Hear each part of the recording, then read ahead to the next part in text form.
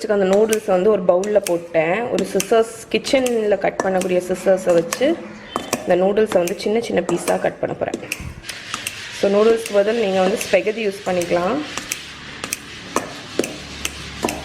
இல்லைன்னா சேமியா. Okay okay.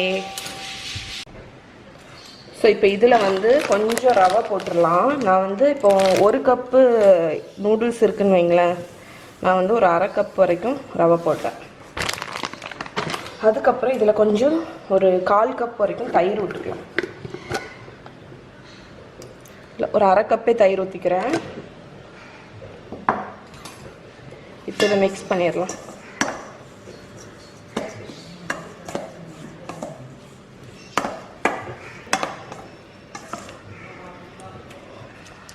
So actually இதில் பார்த்தீங்கன்னா கொஞ்சம் நூடுல்ஸ் வந்து அதிகமாக இருக்கிற மாதிரி இருக்குது, அதனால நான் கூட கொஞ்சம் ரவா போட்டிருக்கிறேன். ஸோ டோட்டலாக 1க்கு 1. ஓகே, 1 கப் இது பாஸ்தா மாதிரி ஏதாவது இருந்துச்சுன்னா 1 கப் சேமியாவோ எது யூஸ் பண்ணுறீங்களோ 1 கப் ரவை யூஸ் பண்ணிக்கோங்க.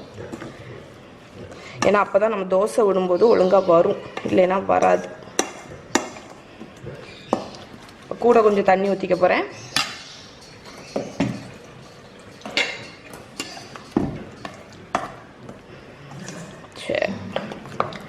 ஸோ இப்போ வந்து இதை வந்து 15 நிமிஷம் ஓரத்தில் வச்சிட போகிறேன். அப்போ தான் அந்த ரவை வந்து ஊறி சாஃப்ட் ஆகும் தோசை, அதனால். ஸோ இப்போ பேட்டர் வந்து நல்லா ஊறிடுச்சு. இதில் நான் வந்து கொஞ்சம் மஞ்சள் பொடி போட்டுக்க போகிறேன். ஏன்னா வந்து இது ஒயிட்டாக இருக்கிறத விட கொஞ்சம் எல்லோ ஷேடில் இருந்தால் நல்லாயிருக்கும்.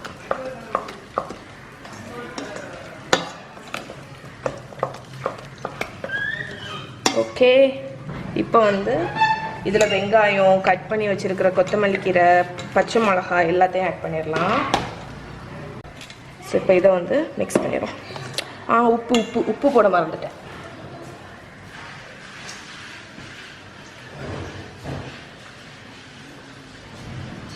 ஸோ தேவைக்கு தக்கன உப்பு போட்டுக்கோங்க.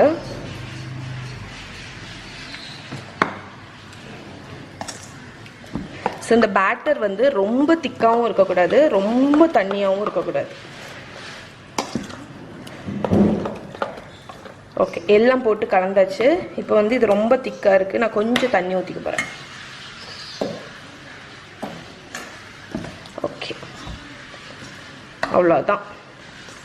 ஸோ இப்போ நம்ம வந்து தோசை ஊற்றிடலாம். ஸோ இப்போ வந்து நம்ம தோசை ஊற்றிடலாம். ஸோ இந்த தோசை வந்து எங்கள் வீட்டில் வந்து 2 டைப்ஸ் ஆஃப் பீப்புள் இருக்காங்க. கொஞ்சம் பேர் வந்து வெரைட்டியாக தோசை இந்த மாதிரிலாம் சாப்பிடுவாங்க. சதீஷ் எல்லாம் வந்து பேசிக்கான தோசை மட்டும்தான் அவங்களுக்கு பிடிக்கும். ஸோ இந்த சாதா தோசை, ரவை தோசை, கோதுமை தோசை, அது அடை தோசை, அதுதான். இந்த மாதிரி வித்தியாசமாக நான் ஏதாவது செஞ்சேன்னா சாப்பிட மாட்டாங்க. அதனால் அவங்களுக்கு நான் வந்து இப்போ ப்ளெயின் தோசை ஊற்றிட்டுருக்கேன்.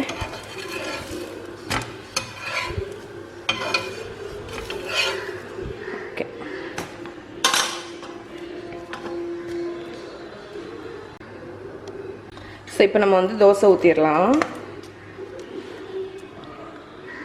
ஸோ இது வந்து கிட்டத்தட்ட ஒரு திக்கான ஊத்தப்பம் மாதிரி தான் வரும்.